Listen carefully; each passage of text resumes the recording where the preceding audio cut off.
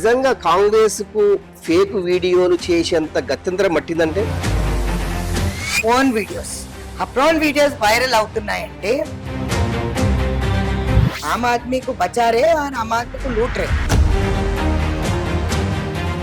Double R నుంచి మీరు ఏం చెప్తారు? ఈ రోజు బీజేపీ ఆఫీస్ ముందు మోదీ బొమ్మ గాలబెట్టిందంటే ఆ సత్తా నాకు ఉంది. బీజేపీ ఆఫీస్ లో దూరింది కూడా నేను.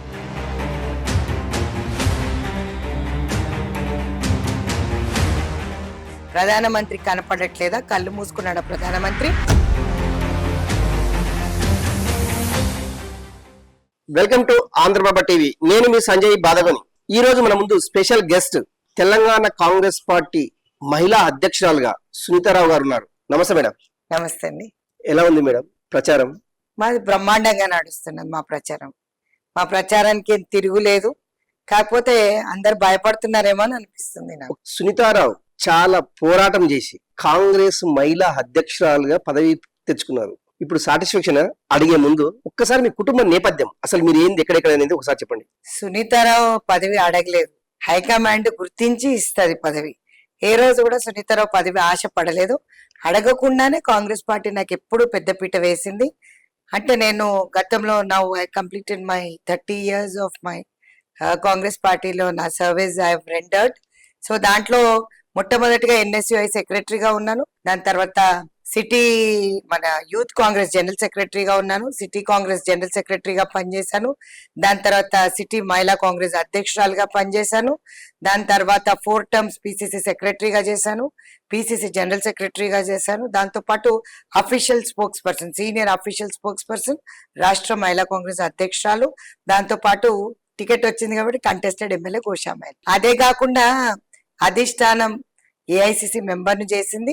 దాంతో పాటు PEC మెంబర్ కూడా అండి. నేను మీ కుటుంబ నేపథ్యం, మీ ఫ్యామిలీ బ్యాక్గ్రౌండ్. నేను BC బిడ్డనండి, ముదిరాజ్ కుటుంబానికి చెందిన దాన్ని. దాంతో పాటు చాలా కష్టపడి పైకి వచ్చాను. మా తండ్రి గారు చాలా కష్టపడి చదివించారు మమ్మల్ని. నేను state 4th ranker Osmania university, B.Ed best outgoing student of Saint Ann's, B.Ed చేశాను. దాంతో పాటు MA ఇంగ్లీష్ లిటరేచర్ కూడా యూనివర్సిటీ నుంచి చేశాను. So MA B.Ed LLB with post graduate diploma in systems management. నాకు 2 పిల్లలు, 2 గోల్డ్ మెడలిస్ట్లే. So now they are working outside and my husband is a doctor, is a joint director medical and health. ఇప్పుడు retire అయ్యారు. రాష్ట్ర కాంగ్రెస్ సంబంధించి recent గా Congress party గెలవదు అనే ఉద్దేశంతో బీజేపీకి సంబంధించినటువంటి కేంద్ర హోంశాఖ మంత్రి అమిత్ షాది ఒక ఫేక్ వీడియో తయారు చేసి రకరకాలుగా వైరల్ చేశారు అనేసి బీజేపీ ఆరోపిస్తున్నటువంటి గట్టి ఆరోపణ. నిజంగా కాంగ్రెస్ కు ఫేక్ వీడియోలు చేసేంత గత్యంతరం పట్టిందంటే? మేము ఫేక్ వీడియోలు చేయాల్సిన అవసరం లేదు. వాళ్ళు మాట్లాడినవే తిరిగి చూసుకుంటే చాలు. రిజర్వేషన్లు ఎత్తేస్తానని చెప్తారు, రిజర్వేషన్లు ఇస్తామని చెప్తారు. అంటే చూడండి, SC ST BC మైనారిటీలకు అందరికీ కూడా పెద్దపీట వేసింది కాంగ్రెస్ పార్టీ. సో కానీ వీళ్ళలాగా హిందువులకు ఒక విధంగా, ముస్లింస్లకు ఒక విధంగా కాంగ్రెస్ పార్టీ ఎప్పుడు చూడలేదు. ఈ రోజు మనం కోసుకుని చూసుకుంటే మీ రక్తం ఎరిపే, మా రక్తం ఎరిపే. అట్లాంటప్పుడు విభేదాలు ఎందుకు? మతతత్వ రాజకీయాలు చేస్తుంది బీజేపీ పార్టీ, మేం కాదు. కాబట్టి వాళ్ళకి ఏదో ఒక ఎజెండా కావాలి. సో ఆగమేఘాలుగా చెప్పింది మోదీ కాదా అని అడుగుతాను. రిజర్వేషన్లు ఎత్తేస్తామని చెప్పిండ్రు, ముస్లింలను పక్కన పెడతానని చెప్పింది ఆయన కాదా అని అడుగుతాను. ఎందుకు అంత విభేదాలు ఎందుకు? అంటే మీ ఓటు బ్యాంక్ కోసం అని చెప్పేసి మా మధ్యలో లేని విభేదాలు వాళ్ళు క్రియేట్ చేస్తున్నారని నేను అనుకుంటాను. ఒకటి, మన జరిగినటువంటి రేవన్ కర్ణాటకకి సంబంధించినటువంటి వ్యక్తిని, ఎవరైతే మహిళలకు సంబంధించి దాంట్లో మీరు బాగా పోరాటం కూడా చేశారు తెలంగాణలో, రేవన్ సంబంధించిన రేవంత్ అరెస్ట్ చేయాలి, అతను ఆల్రెడీ దేశాలు దాటించారు, రకరకాల ఊహాగానాలు వస్తున్నాయి. నిజంగా ఏం జరిగింది? బీజేపీ నిజంగా దేశం దాటించిందా అనే చర్చ బలంగా సాగుతుంది. దీని మీద మీ కామెంట్? వాస్తవంగా చూసినట్టయితే బీజేపీ ప్రభుత్వం వచ్చినప్పటి నుంచి ఈ 9.5 సంవత్సరాలలో బీజేపీకి సంబంధించిన ఎంపీలు, ఎమ్మెల్యేలు, వాళ్ళ కార్యకర్తలు ఇంత అంత చేసిన అత్యాచారాలు, అఘాయిత్యాలు, లైంగిక వేధింపులు పీక్ కి చేరుకున్నాయి.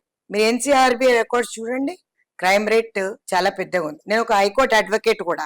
సో ఒక అడ్వకేట్ గా మహిళలు పడే బాధలు, ఇబ్బందులు అనేది generally I deal with matrimonial cases నేను ఎక్కువ చూస్తాను. దాంట్లో భాగంగా చూసినట్టయితే బీజేపీ వచ్చినప్పటి నుంచి వాళ్ళకి ఫ్రీ హ్యాండ్ ఇచ్చిందేమో అనుకుంటాను. నిజంగా కూడా 41A CRPC వచ్చిన తర్వాత 7 ఏళ్ల లోపట ఉన్న నేరాలన్నీ కూడా బెయిల్ ఇచ్చి పంపించేస్తున్నారు. అట్లాంటి దాంట్లలో ఇప్పుడు మీరు చూసినట్టయితే చట్టాలలో అమెండ్మెంట్ తేకపోగా వాళ్లకు ఎఫ్ఐఆర్ కూడా రిజిస్టర్ చేయట్లేదు. మీరు బ్రిజ్భూషణ్ సింగ్ దే చూడండి, ఉన్నావ్ సంఘటనే చూడండి, చాలా సంఘటనలు ఒక్కటని కాదు, ఏది కూడా దేంట్లో ప్రజ్వల్ రేవన్నదే చూడండి, వాళ్ళ డ్రైవరే ఇచ్చాడు. ఇది మాకు ఇచ్చింది ఎవరు? ఆ పెన్ డ్రైవ్ రేవన్న వాళ్ళ డ్రైవర్, హెచ్డి రేవన్న డ్రైవర్ ఇచ్చాడు. అంటే తండ్రి కొడుకులు కలిపి 2970 వీడియోస్ వైరల్ అవుతున్నాయి ఈరోజు. అది కూడా పోర్న్ వీడియోస్. ఆ పోర్న్ వీడియోస్ వైరల్ అవుతున్నాయంటే అంటే ఆడవాళ్ళని వాడడమే కాకుండా వాళ్ళని నగ్నంగా ఉన్న వీడియోస్, లైంగికంగా వేధిస్తున్న వీడియోలన్నీ కూడా చిత్రీకరించి వాళ్ళని బ్లాక్మెయిల్ చేయడం జరిగింది. ప్రధానమంత్రి కనపడట్లేదా? కళ్ళు మూసుకున్నాడా ప్రధానమంత్రి? అంటే మహిళల పైన ఎంత చిత్తశుద్ధి ఉందో చెప్తున్నారు. ఈరోజు అత్యాచారాలు ఆగట్లేవు, లైంగిక వేధింపులు ఆగట్లేదు. ఈరోజు మళ్ళీ అట్లాంటి వాళ్ళకి ప్రధానమంత్రి April 14th ప్రచారంలో ఎంపీ ప్రజ్వల్ రేవన్నకి ఓటేయమని చెప్పి అడుగుతున్నారు. ఏం మొహం పెట్టుకొని అడుగుతారండి? మహిళలు అంటే మా ఆడపిట్టలు, బేటీ బచావ్ బేటీ పడావ్ అంటారు. ఈరోజు బేటీ బచానేకి కామ్ కోన్ కర్ రహా హై? I ask prime minister Modi, so మౌనం ఎందుకు విడట్లేదు? ప్రధానమంత్రి ఎందుకు మాట్లాడట్లేదు? అమిత్ షా ఎందుకు జవాబు ఇవ్వట్లేదు అని అడుగుతున్నాం. ఈరోజు నేను ఒకటే ప్రశ్నిస్తున్నా, 1000 మంది ఎఫ్ఐఆర్లు అయినా కూడా ఈ రోజు ఎక్కడ కూడా అతన్ని అరెస్ట్ చేయకపోగా తండ్రిని హెచ్డి రేవన్నని అరెస్ట్ చేశాడు. ఈ రోజు ప్రజ్వల్ రేవన్న ఎంపీగా టికెట్ ఇచ్చినోడు వెళ్ళిపోయాడు. అంటే ఏం సందేశం ఇస్తున్నారు? ఏం సంకేతం ఇస్తున్నారు? ఈ రోజు మహిళలకి గ్యారంటీలు, ఉచిత పథకాలు అంటారా? ఇవ్వామా గోల్డ్ మెడల్, మా పిల్లలను చదివించాం, రెజిడర్లు చేశాం. సాక్షి మల్లిక్ సంఘటననే చూడండి, బ్రిజ్భూషణ్ సింగ్ ని పక్కకు పెట్టుకొని ప్రధానమంత్రి ఫోటోలు దిగుతాడు. ఈ రోజు మంత్రివర్గంలో ఉన్న నిర్మలా సీతారామన్ కళ్ళు మూసుకుందా, స్మృతి ఇరానీ కళ్ళు మూసుకుందా, అక్కడ ఉన్న ఆడ ఎంపీలు అందరూ కూడా కనీసం ఇంత చీమ గుట్టినట్టు కూడా లేదా అండి? ఎట్లాంటి స్మృతి ఇరానీ చిన్న చిన్న ఇష్యూస్ పైన మాట్లాడుతుంది. ఈరోజు సిలిండర్ ధర పైన మేము 40 రూపాయలు 50 రూపాయలు పెంచితే మాట్లాడినామే, లైంగిక వేధింపులు చేసిన వాడిని జర్మనీ నుంచి తీసుకురావడానికి చెప్పడానికి రాదా ప్రధానమంత్రికి అని అడుగుతున్నా. ఈ రోజు ప్రధానమంత్రి నోరు తెరిచి మహిళలకు సమాధానం ఇవ్వమంటే ఒక్క మాట మాట్లాడకుండా తెలంగాణ అంతా తిరుగుతున్నారు. అంటే ఈరోజు మా ఆడపిట్టల జీవితాలన్నీ కూడా రోడ్ పాలు చేస్తారా? రేపు వాళ్ళకి అత్యాచారాల సంఘటనలు బయటకు వస్తున్నాయి, లైంగిక వేధింపుల సంఘటనలు బయటకు వస్తున్నాయి. దీనికి మహిళలు ఎప్పుడు కూడా క్షమించరు, వాళ్ళకు ఓటేయరు. ఇప్పుడు అంతో ఇంత ఉంది, 4 సీట్లు 5 సీట్లు అంటే అవి కూడా రావు. ఎందుకంటే మహిళలది ఓటు బ్యాంకు 51% ఉంది. ఈ రోజు ఆ మహిళా ఓటు బ్యాంక్ ఏదైతే ఉందో వాళ్ళ గౌరవం ఇయ్యని బీజేపీ సిద్ధాంతాలకు ఓటేయద్దని చెప్పి కూడా నేను విజ్ఞప్తి చేస్తా. ఎందుకంటే మా బిడ్డలను మేము చాలా కష్టపడి నవమాసాలు మోసిన తల్లి ఒక ఆడబిడ్డ జీవితాన్ని కాపాడుకోవడానికి సర్వస్వం త్యాగం చేసి ఈ రోజు మేము చదివిస్తున్నాం. కానీ మా పిల్లలకి ఈ రోజు బయటికి వెళ్తే మళ్ళీ ఇంటికి వచ్చే పరిస్థితి లేదు. గతంలో కూడా కాంగ్రెస్ పార్టీ అధికారంలో సెంట్రల్ లో ఉన్నప్పుడు కూడా మహిళల పైన అత్యాచారాలు కానివ్వండి, మహిళల పైన దాడులు కానివ్వండి, మహిళల పైన ఢిల్లీ మెట్రోలో కూడా ఒక మహిళల పైన అందరూ కళ్ళ ముందు ఓన్లీ బీజేపీ గవర్నమెంట్ లో ఇలాంటి మహిళలపై దాడులు జరిగింది, కాంగ్రెస్ పార్టీలో దాడులు జరగలేదంటే మా అప్పుడు ఇంత వర్స్ట్ గా లేదండి.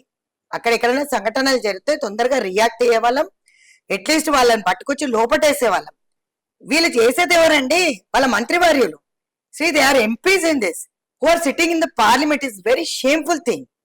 What is this shameful act? I'm asking. Why prime minister Modi is keeping silent? Why don't he respond? ఎందుకు మాట్లాడట్లేదు అని క్వశ్చన్ చేస్తున్నా.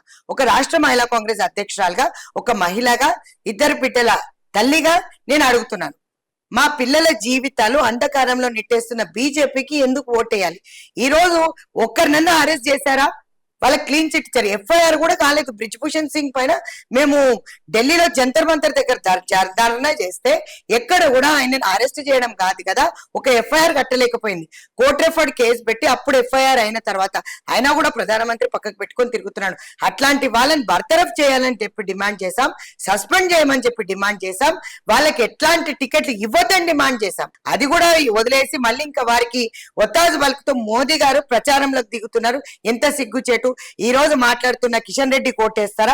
బండి సంజయ్ కోటేస్తారా? లేకపోతే ఈటల రాజేందర్ గారికి కోటేస్తారా? లేకపోతే ఇక్కడ నిలబడిన ఏ ఒక్క బీజేపీ ఎంపీకి ఓట్లు అనేవి వెయ్యరు మహిళలు. ఇది మాత్రం ఖచ్చితంగా చెప్తున్నారు. దేశవ్యాప్తంగా సంచలనం రేగినటువంటి లిక్కర్ స్కామ్ అవును, ఒక మహిళగా చాలా మంది ఇన్వాల్వ్మెంట్ ఉంది ఇందులో, కోట్ల రూపాయలు ఇంట్లో చేతులు మారావి, ఫ్రాడ్ జరిగాది అనేసి బీఆర్ఎస్ ఎమ్మెల్సీకి సంబంధించినటువంటి కల్వకుంట్ల కవితని అరెస్ట్ చేశారు. ఇప్పుడు విచారణ ఖైదీగా జైలు జీవితం గడుపుతున్న విషయం తెలుసు అందరికీ.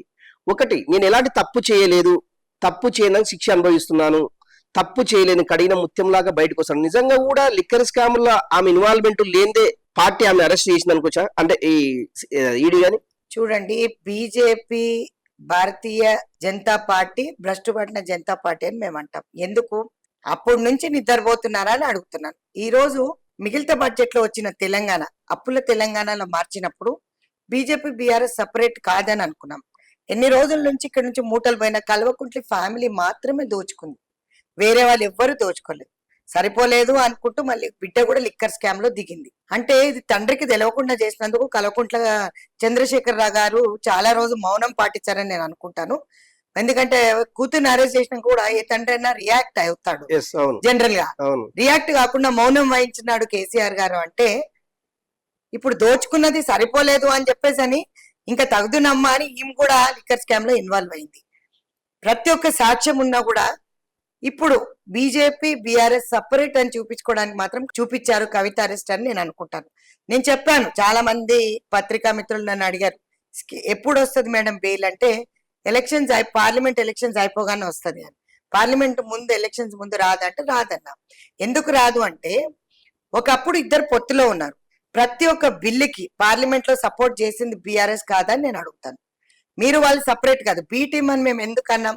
BJP BRS MIM B team ఎందుకంటే ఇక్కడ మీరు చూస్తూనే ఉన్నారు, ఒకరికొకరు ఒత్తాసు పాడుకుంటూనే వెళ్ళారు కాబట్టి బీ టీమ్ అని మేము అన్నాం. కాంగ్రెస్ పార్టీ ఒంటరిగానే పోరాటం చేసింది. ఒక మహిళా కాంగ్రెస్ అధ్యక్షులుగా నేను గర్వపడతాను, నా పార్టీ కోసం పనిచేశాను. ఇన్ని నాన్ అవైలబుల్ కేసెస్ పెట్టారు, 240 ధర్నాలు చేశాను. పెట్రోల్, డీజిల్, గ్యాస్, ప్రతి ఒక్క నిత్యావసర సరుకుల ధరలపై నుంచి మొత్తం. అంటే ఈ రోజు తాగుబోతులను తయారు చేసింది తెలంగాణ ముఖ్యమంత్రి కాదా అంట. ఈరోజు పిల్లలందరూ తాగుతున్నారు, చదువుకుంటలేరు, ఫీ రింబర్స్మెంట్ ఇస్తలేడు. ఈ రోజు దళితులకు ఇస్తానన్న లోన్స్ ఇవ్వలేదు. బీసీ బంధు అన్నాడు, దళిత బంధు అన్నాడు, ఈ బంధు ఆ బంధు పేరు మీద అన్ని బంధులు సీఎం అకౌంట్ కే పోయినాయి. కాబట్టి ప్రజలేమి అమాయకులు కాదు, చూస్తుంటారు. టైం కోసం చూసారు, వాత పెట్టారు. ఈ రోజు కేసీఆర్ గారు ఎంత చెప్పుకున్నా వాళ్ళకు 1-2 సీట్లు వస్తాయో మరి అవి కూడా రావో నాకు తెలియదు. ఎందుకంటే రైతు రుణమాఫీ గురించి మాట్లాడతాడు ముఖ్యమంత్రి. రైతులను జైల్లో పెట్టినప్పుడు గుర్తు లేదా? ఈరోజు మోదీ ప్రభుత్వం ఏం చేస్తుంది? వాళ్ళకి బుల్లెట్లు కొడుతుంది, రబ్బర్ బుల్లెట్స్ కొడుతున్నారు. అంటే వీళ్ళు చేస్తుంది ఏంటి? చెప్తుంది ఒకటి, చేస్తుంది ఒకటి. ఈ రోజు ఏమన్నాడు? ఆమ్ ఆద్మీకు బచారే ఆమ్ ఆద్మీకు లూట్రే బీజేపీ సర్కార్ అని నేను అడుగుతాను. నిజంగా కూడా సామాన్యుడిని మొత్తం పీడ్చి పిండాడిస్తున్నారు. జిఎస్టీ డిమానిటైజేషన్ 15 लाख ఖాతే మే లాతే అన్నాడు. ఎవరికి వచ్చిందండి 15 लाख? చెప్పండి. బేటీ బచావ్ బేటీ పడావ్ ఎక్కడుంది? సబ్కా సాత్ సబ్కా వికాస్ ఎక్కడుంది చెప్పండి. సో వాళ్ళు పెట్టిన దాంట్లో మేము శౌచాలయ అంటే మొన్న నేషనల్ ప్రెసిడెంట్ మాట్లాడింది, బాత్రూమ్ యూజ్ చేసుకోవాలన్నా కూడా ప్రధానమంత్రి చీపురు గట్ట పెట్టుకొని ఫోజులు ఇస్తాడు. కానీ 10 లక్షల సూట్ వేసుకున్న ప్రధానమంత్రికి మహిళలు ఈ రోజు నిజంగా కూడా రెస్ట్ రూమ్స్ యూజ్ చేసుకోవాలంటే ఒక 10 రూపాయలు మేము ఇచ్చిపోవాలి. కేసీఆర్ సంక్షేమ పథకాలు విస్మరించారు అనేసి ఆయన ఓడిపోయారని చెప్తుండ్రు. మీరు ఇచ్చిన 6 గ్యారంటీలో కూడా ఒకటి కూడా సక్సెస్ గా లేదు, ఓన్లీ మహిళలకు ఆర్టీసీలో ఉచిత ప్రయాణం తప్ప అనేసి బీఆర్ఎస్ చాలా ఘాటైన విమర్శ చేస్తుంది కాంగ్రెస్ పార్టీ.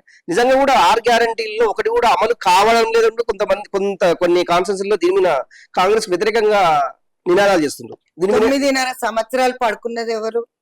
ఫామ్ హౌస్ నుంచి బయటికి రానిది ఎవరు? ప్రగతి భవన్ రానియకుండా అడ్డుకున్నది ఎవరు? ఈ రోజు డల్లాస్ చేస్తా అన్నది ఎవరు? వాళ్ళ యువరాజు కేటీఆర్ కాదంట. గుంత కనిపిస్తే 1000 రూపాయలు ఇస్తానన్నాడు, ఇచ్చాడా? ఇయ్యలేదు.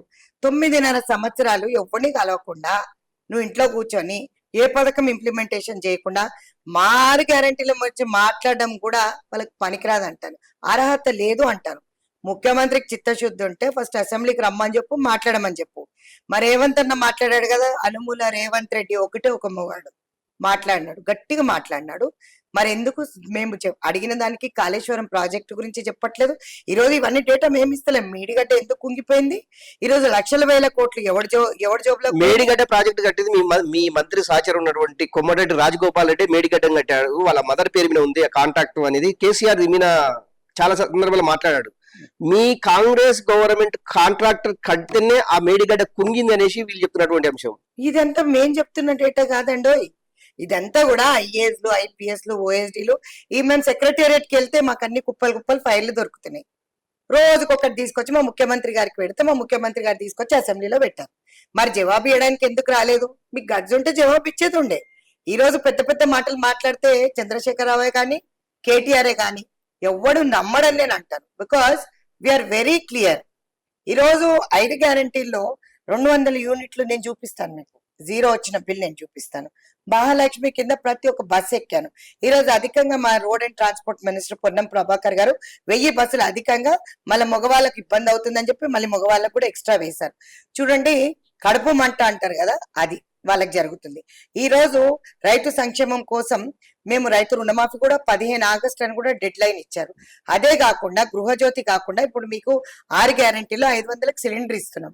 అన్ని ఇమ్మీడియట్ గా మేము వచ్చి 120 రోజులు కాలేదండి, అప్పుడే అడుగుతున్నారు 9.5 సంవత్సరాలు. మరి మీరేం చేస్తారని నేను అడుగుతున్నాను. 1 ఇయర్ లోపల రేవంత్ రెడ్డి గవర్నమెంట్ కూలిపోతుంది అనేసి బీఆర్ఎస్ బాస్ కేసీఆర్ దీని మీద ఘాటైన కామెంట్లు చేశారు. నిజంగా కాంగ్రెస్ లో ఈ పరిస్థితి ఉంది అంటే? వాళ్ళు అనుకుంటున్నారండి. అదంతా ముఖ్యమంత్రి గారు అయినారు. మా మంత్రులందరూ కూడా ఎవరైనా మాట్లాడారా? ఇంతమంది మంత్రివర్గం ఉంది, మంచిగా అన్నలందరూ కలిసి పని చేసుకుంటున్నారు. అన్నల తమ్ముళ్ళు అందరూ కలిసి పని చేసుకుంటున్నారు. ఎందుకంటే అనవసరంగా మాట్లాడతారు?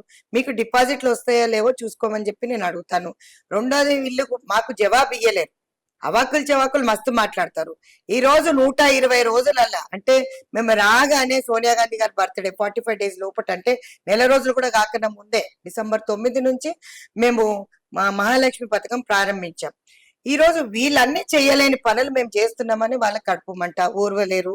రెండోది, వాళ్ళు భయపడుతున్నారు. సంక్షేమం నినాదం ఎత్తుకొని ఈ రోజు కాంగ్రెస్ పార్టీ ప్రజల party, SC ST BC minority అన్ని వర్గాలకు సరి సమానంగా పెద్దపీట వేసుకుంటూ వచ్చింది. మీరు ఎవరికి పెద్దపీట వేశారు?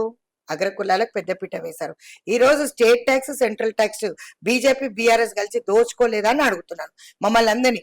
ఏంటండి, పిల్లల పెన్సిల్లు, మా చెప్పులు, బటర్ పాల పైన కూడా జిఎస్టీ, బియ్యం కొనుక్కుంటే బియ్యం పైన జిఎస్టీ. ఎన్నడన్నా ఎరుగుదమా ఇవి? 2 లక్షల రుణమాఫీ చేస్తే మేము రిజైన్ చేస్తాము, రిజైన్ చేసిన ఫార్మాట్ కూడా హరీష్ రావు గారు అమరవీర స్తూపం వద్ద లెటర్ ఇచ్చిపోయారు.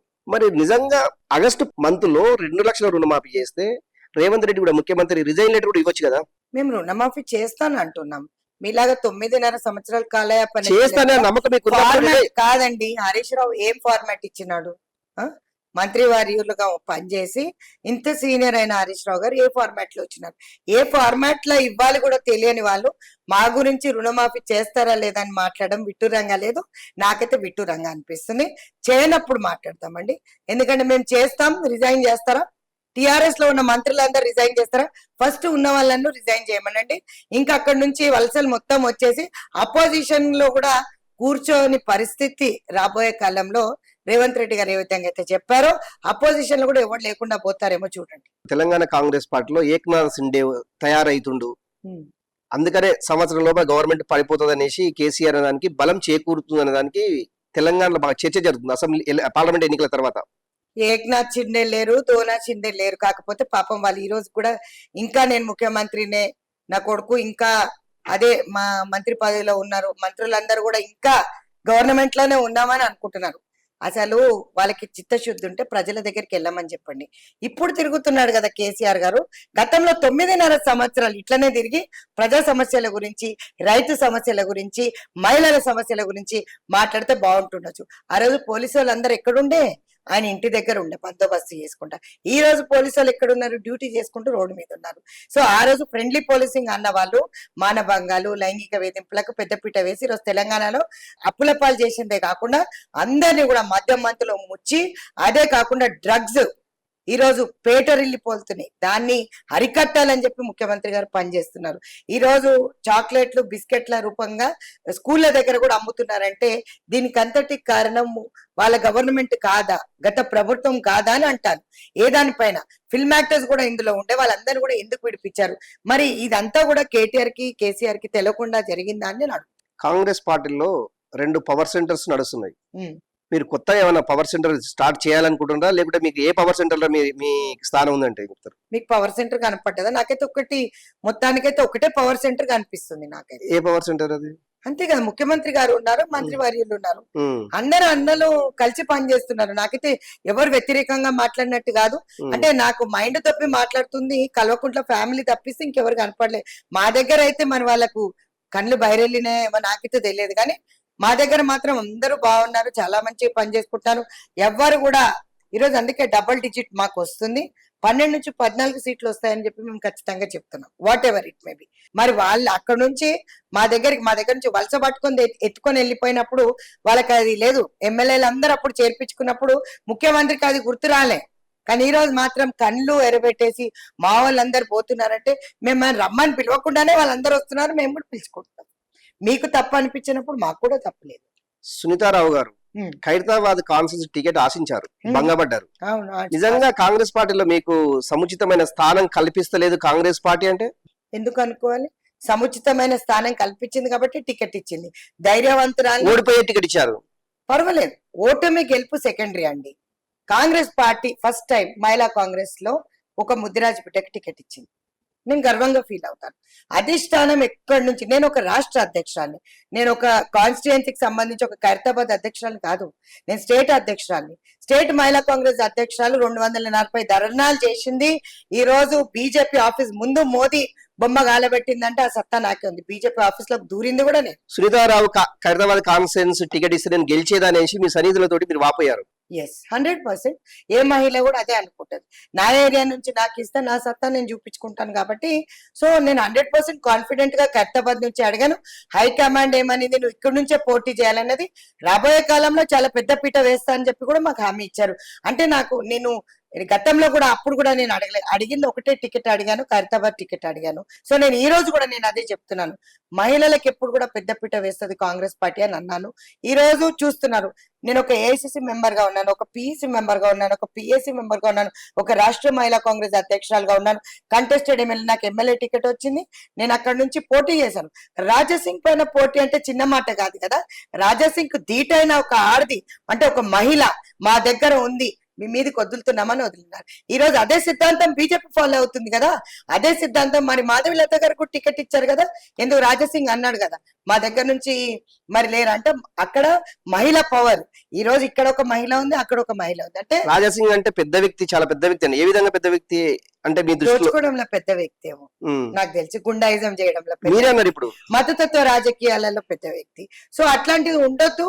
సో మా దగ్గర కూడా అంత గట్టి నాయకురాలు ఉంది, పోటీ ఇచ్చే సత్తా ఉన్న నాయకురాలు ఉంది అని చెప్పి నాకు టికెట్ ఇచ్చారు. రేపు దానం నాగేందర్ పార్లమెంటు సికింద్రాబాద్ నుంచి గెలిచిన తర్వాత ఖైరతాబాద్ బై ఎలక్షన్స్ వస్తే సునీతారావు ఖైరతాబాద్ నుంచి బలంగా ట్రై చేసే అవకాశం ఉందా, టికెట్ ఇచ్చే అవకాశం ఉందా అంటే చెప్తారు? 100% కాన్ఫిడెంట్ గా నాకు టికెట్ ఇస్తాను. ఖైరతాబాద్ నుంచి టికెట్ ఇస్తాను నాకు. ఎందుకు ఇవ్వరు? ఎందుకంటే వాళ్ళు ఏది చెప్పినా నేను ఏ రోజు పార్టీ లైన్ జవదాటిపోలేదు, ఏమున్నా ఏం లేకున్నా. రేపు ఖైరతాబాద్ టికెట్ ఇవ్వకుండా కాంగ్రెస్ పార్టీ రాజీనామా ఏది ఇచ్చినా సంతోషం, నా హైకమాండ్ ఏది ఇచ్చినా. ఎందుకంటే నేను మా సోనియా గాంధీ గారికి విధేయురాలు, ప్రియాంక గాంధీ గారు ఫాలోవర్ని కాబట్టి ప్రియాంక గాంధీ గారు నాకు టికెట్ ఇచ్చారు. ఫస్ట్ టైం మహిళా కాంగ్రెస్ కి టికెట్ వచ్చింది నేను వచ్చిన తర్వాత. నిజంగానే అన్ని ఫ్రంటల్స్ లో మహిళా కాంగ్రెస్ ముందుంది. ఈ రోజు మీరు చూసినట్టయితే అన్ని పార్లమెంట్స్ లో మేము మీటింగ్ పెట్టి వస్తున్నాం. అక్కడ ప్రతి దగ్గర మీరు మా మహిళా ఓటు బ్యాంకు చూడండి, ప్రతి దగ్గర మీకు 1500 నుంచి 2000 తగ్గకుండా మీటింగ్ పెట్టాను. నిజంగా అంటే ఒక కాన్సెన్స్ నుంచి ఒక ఎమ్మెల్యే గెలవాలంటే ఎంత ఖర్చు పెట్టుకోవచ్చు మేడం? అంటే జనరల్ గా ఎంత ఖర్చు పెట్టొచ్చు అనేది ఫేస్ వాల్యూతో కూడా గెలవచ్చు. ఫస్ట్ ఎంత ఖర్చు అవుతుండొచ్చు? నాకు తెలిసి కాంగ్రెస్ పార్టీ ఈ గుర్తుకి ఖర్చు పెట్టుకోవాల్సిన అవసరం లేదని నేను అనుకుంటాను. లక్షల వేల కోట్లు ఖర్చు పెట్టే సిద్ధాంతం బీఆర్ఎస్ వాళ్ళది, దోచుకుని తిన్నారు కాబట్టి ఖర్చు పెడతారు. కాంగ్రెస్ పార్టీ అంత ఖర్చు పెట్టదు, క్యాండిడేట్స్ ని ప్రమోట్ చేస్తుంది, లీడర్షిప్ ని ప్రమోట్ చేస్తుంది. 100% ఎంత ఖర్చు అవుతుండొచ్చు అప్రాక్సిమేట్ గా? నాకు తెలియదు అండి, ఎందుకంటే నాకు తెలిసి పార్టీ ఫండ్ ఎంత వస్తే అంతే ఖర్చు పెట్టాం మేము. మా దగ్గర దోచుకున్న సొమ్ము లేదు, అదానీలు అంబానీలు ఇచ్చింది లేదు, బీజేపీ వాళ్ళలాగా జిఎస్టీలు పెట్టి దోసుకోలేదు మా పార్టీ, కాబట్టి స్కాములు చేసి దోసుకోలేదు మా పార్టీ. కాబట్టి మాకు పార్టీ ఫండ్ ఎంత ఇచ్చిందో అంతనే. కల్వకుంట్ల ఫ్యామిలీ ఎంత దోసుకుందో మీ అందరికీ తెలుసు. సో తరతరాలు తినే అంత దోసుకుంది. కాంగ్రెస్ పార్టీ దోచుకోలేదు, ప్రజల కోసం పనిచేసింది కాబట్టి మాకు ఎంత పార్టీ ఫండ్ ఇచ్చిందో దాంట్లోనే గెలిచాం. కల్వకుట్ల ఫ్యామిలీ దోచుకున్నది దాచుకున్నది అనేసి బాగా చెప్తుండ్రు. కానీ ఎక్కడ కూడా ఎవిడెన్స్ ఇంతవరకు 5-6 నెలలు అయింది గవర్నమెంట్ అధికారంలోకి వచ్చి, కాంగ్రెస్ గవర్నమెంట్, ఎక్కడ కూడా ఎవిడెన్స్ ఇక్కడ చూపించారా? ఆగండి సంజయ్ గారు, వచ్చిప్పుడే కదా లెక్కలు. ఇప్పుడు కరెక్ట్ ప్రాపర్ మొగోడు వచ్చాడు, ప్రాపర్ లెక్కలు వస్తాయి, ప్రాపర్ గా అందరు ఎక్కడ కూర్చోవాలో అక్కడ కూర్చుంటారు. చెంచల్గూడలో తొందరగానే వెళ్తారు అనుకుంటా. సో ప్రాపర్ గా పెడితేనే బెటర్ కదా, ఎందుకంటే ఎవిడెన్స్ లేకుండా మాట్లాడడం తప్పు. ఇప్పుడు బీజేపీ వాళ్ళు ఏం చేస్తున్నారు, ఎవడన్నా కూడా ఆధారాలు ఉంటే ఫస్ట్ పిలుస్తారు, ఎంక్వైరీ చేస్తారు, ఇన్వెస్టిగేషన్ చేసిన తర్వాత ట్రయల్ జరుగుతుంది. ట్రయల్ జరిగిన తర్వాతే కదా మాకు కన్విక్షన్ దొరుకుతుంది. కాకపోతే ఇక్కడ ఉల్టా అవుతుంది బీజేపీలో. జస్ట్ ఆరోపణలు వచ్చగానే వాళ్ళని తీసుకుపోయి జైలు వేస్తున్నారు. అంటే దేనికి సంకేతం? ఎవడన్నా నీ పార్టీలో చేరనంటే ఈడీలో సిబిఐ రేట్లు ఇవేనా? కాబట్టి ప్రజలు వెక్స్ అయిపోయి ఉన్నారు కాబట్టి వాళ్ళని పంపించేస్తారు. నేర ఆరోపణ చేయకన్నా ముందు వీళ్ళని జైల్లో పెట్టడం, ఈడీ దాడులు సిబిఐ దాడులు చేయడం కరెక్టా అని నేను అడుగుతాను.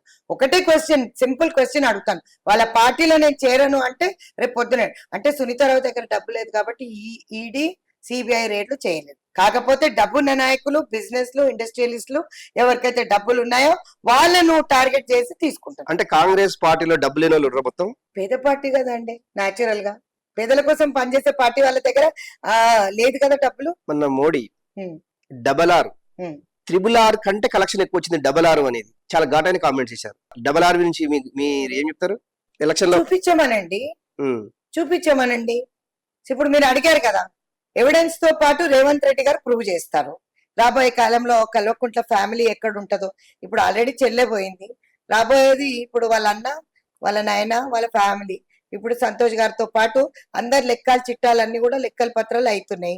సో మారే రేవంత్ రెడ్డి గారు అట్లాంటి ఆరోపణ RRR, RRR ఏదైతే చేస్తున్నారో ఎవిడెన్స్ చూపించమనండి. చూపించిన తర్వాత మాట్లాడితే బాగుంటది. ఒకటి, మీరు ఎంతసేపు కల్వకుంట్ల ఫ్యామిలీ అంటే కల్వకుంట్ల ఫ్యామిలీ మీదనే ఈ గవర్నమెంట్ మొత్తం దృష్టి పెట్టిందా, లేకపోతే రాష్ట్ర ప్రజలని బాగుపడాలని దృష్టి పెట్టింది అంటే ఏం చెప్తారు? కాదండి, వాళ్ళు తప్పిస్తే పేద ప్రజలు ఎవరు బాగుపడ్డారు చెప్పండి? కట్టిన డబుల్ బెడ్రూమ్ ఇచ్చారా? రైతు రుణమాఫీ చేశారా? ఈరోజు గిట్టుబాటు ధర ఇచ్చారా రైతులకి? అందుకే మా స్కీమ్స్ అండి 6 గ్యారెంటీలలో మేము అదే చెప్పాం, చేస్తున్నాం. చేయూత పింఛన్ ఇప్పుడు ఇద్దరికి ఇస్తానంటున్నాం. 2000 పింఛన్ ఇచ్చి 1200 గ్యాస్ పెడితే ఎట్లా బతుకుతారండి సామాన్యులు? ఉప్పులు పప్పుల ధరలు ఏమున్నాయి? ఈరోజు 60 రూపాయలు ఉన్న పెట్రోల్ 120 రూపాయలు చేసింది మోదీ కదా.